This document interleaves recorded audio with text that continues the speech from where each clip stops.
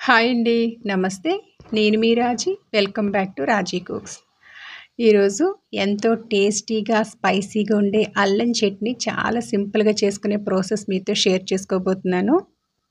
ఇది మరీ ముఖ్యంగా ఆంధ్ర సైడ్ అయితే పెసరట్లోకి అల్లం చట్నీ కంపల్సరీ ఉండాల్సిందేనండి.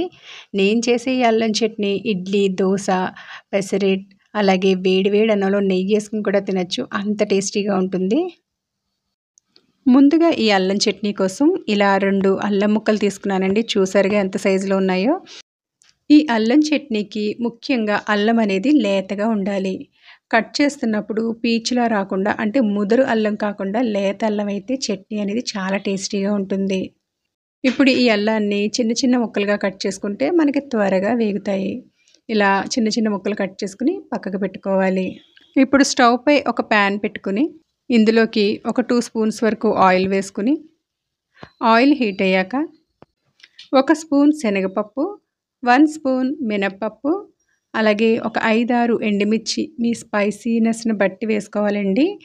ఇందులోకి ఒక 4 వెల్లుల్లి రేకలను కూడా వేస్తున్నాను. అలాగే ఒక హాఫ్ స్పూన్ వరకు జీలకర్రను కూడా యాడ్ చేసుకోవాలి. శనగపప్పు, మినప్పప్పు బాగా వేగి ఎండుమిర్చి కూడా మంచి కలర్ వచ్చేంత వరకు వేయించుకోవాలి. అప్పుడే మనకి చట్నీ అనేది మంచి కలర్ ఉంటుంది.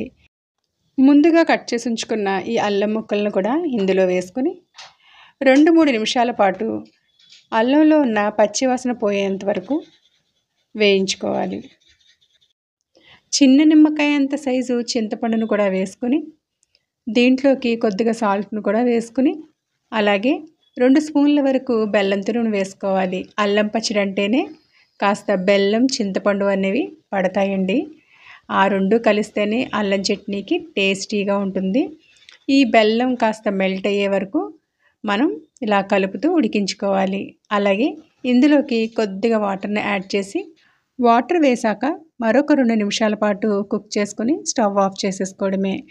చూసారుగా ఇలా పాకంలా రావాలి. కాస్త నీరుగా కాకుండా దగ్గర పడాలండి. ఇప్పుడు స్టవ్ ఆఫ్ చేసి ఇది పూర్తిగా చల్లారాక మిక్సీ జార్లోకి తీసుకోవడమే.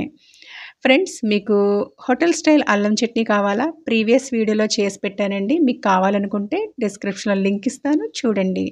ఇప్పుడు దీన్ని ఫైన్ పేస్ట్లా గ్రైండ్ చేసుకోవాలి. అవసరమైతే కొద్దిగా వాటర్ వేసుకుంటూ. ఈ పచ్చడిని మరింత టేస్టీగా మౌత్ మెల్టింగ్గా చేయడం కోసం తాలింపు పెట్టేద్దాం. ఈ తాలింపు కోసం కొద్దిగా ఆయిల్ వేసుకుని ఆవాలు, జీలకర్ర, మినపప్పు, ఒక ఎండుమిర్చి, కొద్దిగా కరివేపాకు వేసుకుంటే చాలండి. తాలింపు వేగాక ఈ తాలింపుని పచ్చడి మీద వేసేసుకుంటే టేస్టీ అండ్ స్పైసీ అల్లం చట్నీ రెడీ. ఈ చట్నీ ఇడ్లీ, దోస, పెసరట్టు అలాగే రైస్లోకి కూడా చాలా టేస్టీగా ఉంటుంది. మీ అందరికీ ఈ రెసిపీ నచ్చిందని నేను అనుకుంటున్నాను. నచ్చినట్లయితే లైక్ చేయండి, అలాగే షేర్ చేయండి. మరిన్ని టేస్టీ రెసిపీస్ కోసం రాజీ కుక్స్ని సబ్స్క్రైబ్ చేయడం మాత్రం మర్చిపోకండి. మీ సపోర్ట్ నాకు చాలా important friends. Thanks for watching.